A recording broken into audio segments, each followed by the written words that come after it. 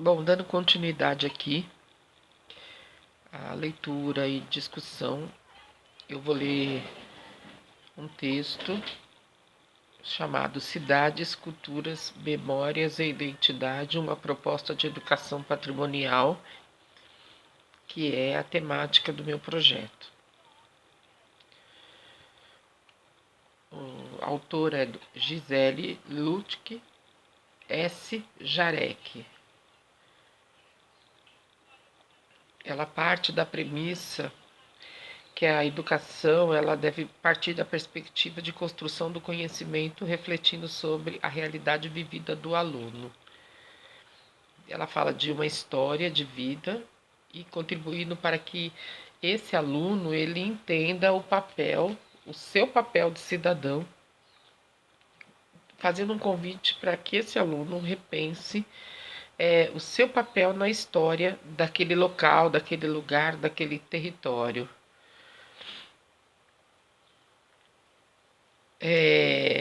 No caso dessa corrente, se evidencia a importância de valorizar ações e relações humanas, permitindo que a cultura seja vista enquanto modo de vida de um povo. E esse povo seja o objeto de estudo da história.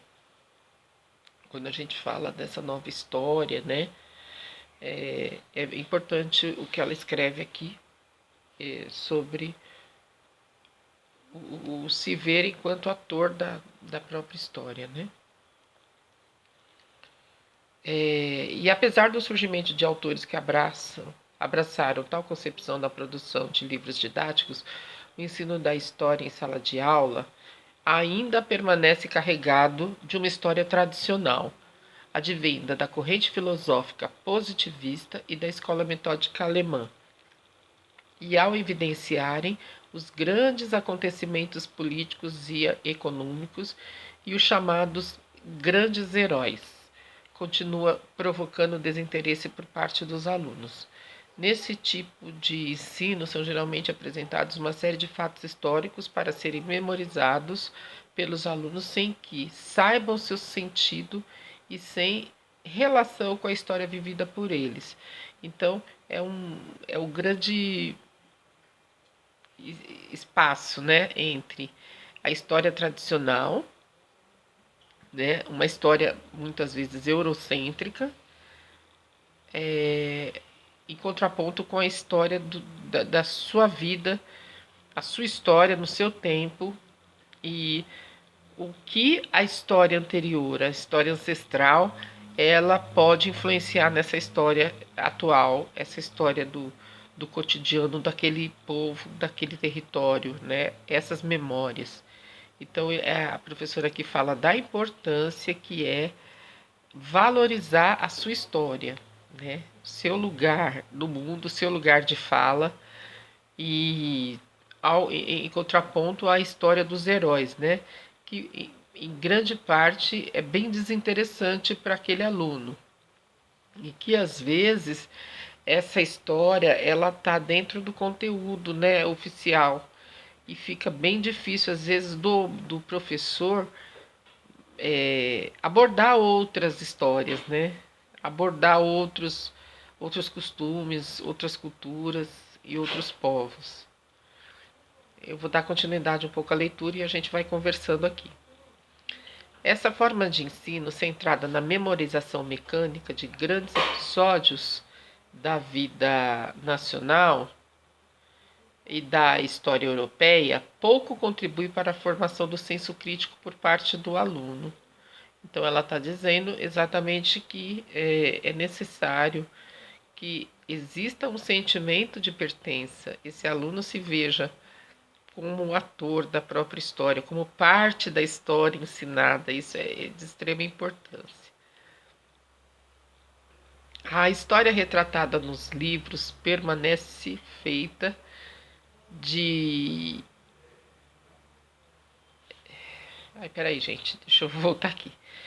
A história retratada nos livros permanece feita por uma elite dominante, das quais ele não faz parte. Então, voltando àquela questão, né, dessa história que que não diz respeito a ele, né? Diz respeito a um outro grupo, a um outro período, né?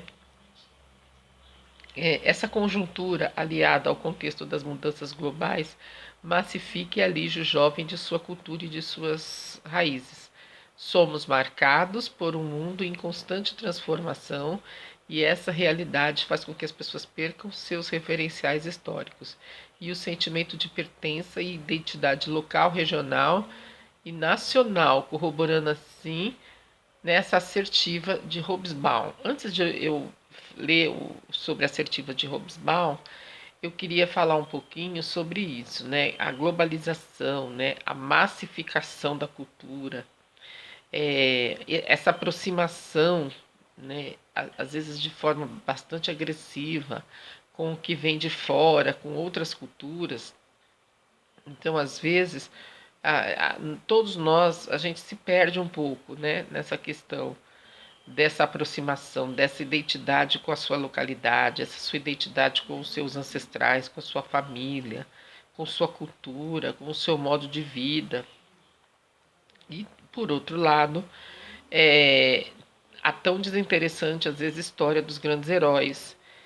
Então, quando a gente aborda o aluno e o aluno diz que não gosta de história, pode, em grande parte, ser essa questão da falta de identidade com a história local, né, que é a história da escola positivista, em detrimento à falta de identidade e a inserção de valores que não são nossos, através da globalização. Então, eu entendo que é mais ou menos isso.